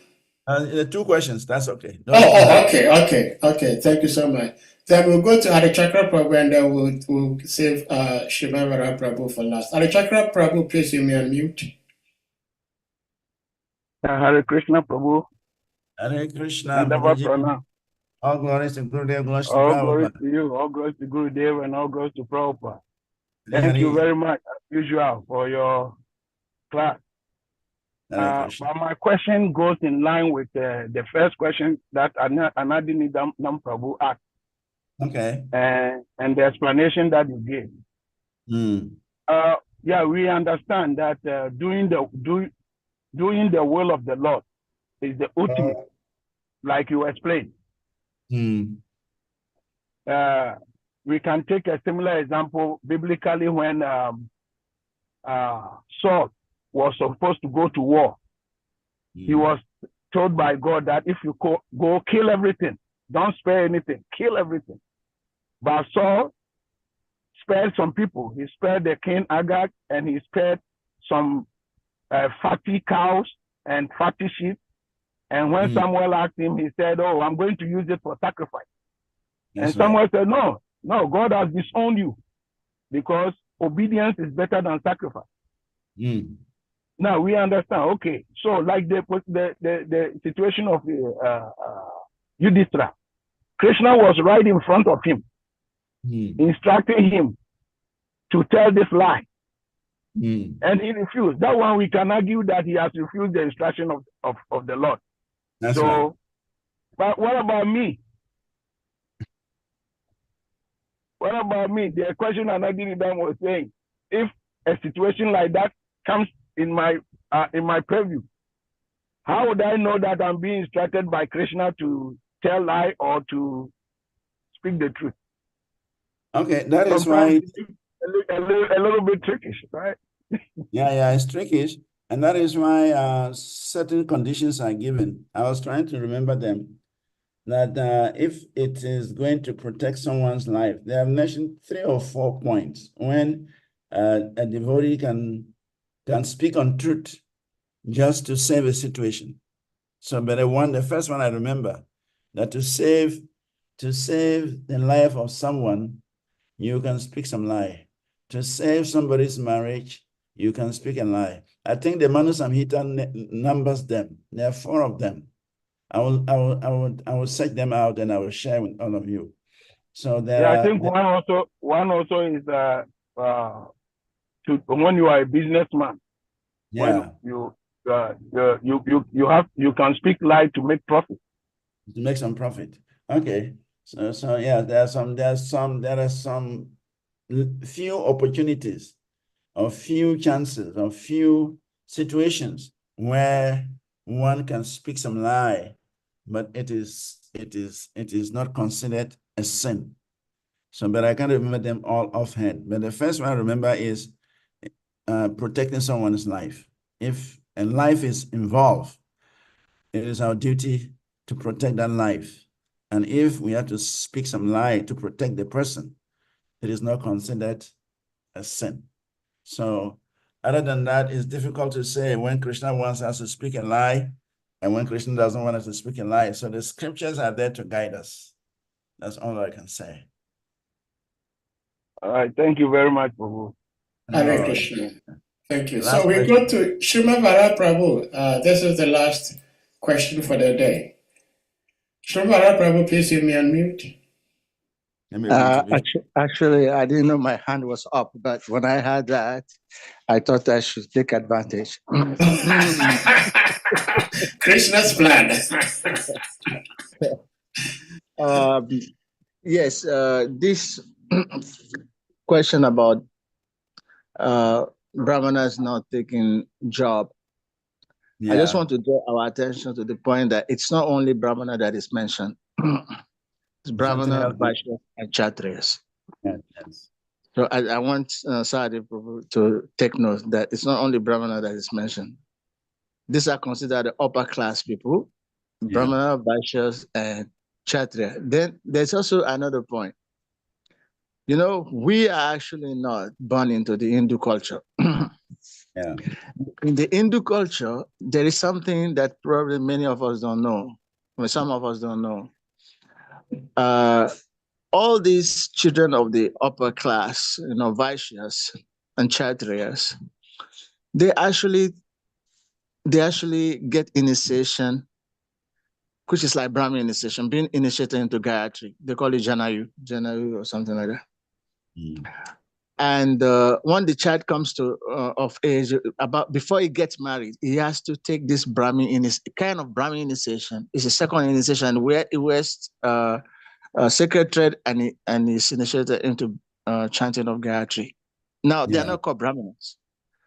They're not called Brahmanas. The Kshatriyas take this initiation. The Vaishyas take this initiation before it is mandatory before they get married. Right. Yes. You must. And that means now that you have been initiated into the culture of preserving the Hindu culture, and you have to chant Gayatri. So I've had to officiate this kind of ceremony for some Indian family. Now they are not considered Brahmins, but it's like a twice born, second being taking a second birth.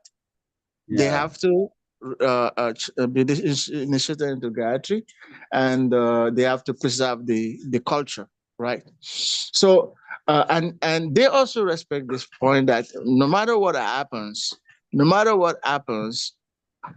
those who are in this upper class should not descend so low to work for somebody in order to be able to preserve their culture. And if you follow some of the stories, you know, how the British people spoiled the Hindu culture. It's when the Brahmanas started working in the factories, and then they started giving them all kind of conditions. But actually, if they had not worked in the factories for the British people, then you know they would have been able to maintain their culture to a higher extent. But then the bastardization started when the British people started, you know, employing people in mass into the factories, and then most of them lost their culture because you have to obey. You have to obey your superior. You have to serve them. You know, and many things happen. Of course, we still know that the Indians preserve their culture much more than we did in Africa. But some of these principles had helped to actually protect that culture from being totally watered down, or you know. Anyway, that's it. So that's just some of the contribution I want to make to let us understand and remember that it does not apply only to Brahmins, but it applies to the Brahmin, the Kshatriyas, and the Vaishyas. And all these people take second birth. They take Dvija, Diksha, and they chant Gayatri. That's true. According to the Hindu culture. Yeah. Hare Krishna. Before they get married, yes. Before I get married, you must wear the thread. I've also done a ceremony of 2 or 3 Indians. That kind of ceremony I've done for them before. So I think yes, thank you so much, Prabhuji, for sparing us your valuable sleeping hours. So on this note, dear devotees, we're going to humbly request you all to kindly unmute, and we all chant Hare Krishna Maha Mantra to express our appreciation to our revered speaker and mentor, our Guru, His Grace SRIVAS VANACARI, for sharing his love and wisdom with us all. Jai. Hare Krishna, Hare Krishna, Krishna Krishna, Hare Hare, Hare Rama, Rama Rama, Hare Hare. Pankakamba Paribhasya Kripa Siddhivacha Titanamba Vanebhyo Vaishnavibhyo Namo. All glories to His Grace SRIVAS VANACARI Prabhu Ki Jai. Krishna Prabhupada Jai.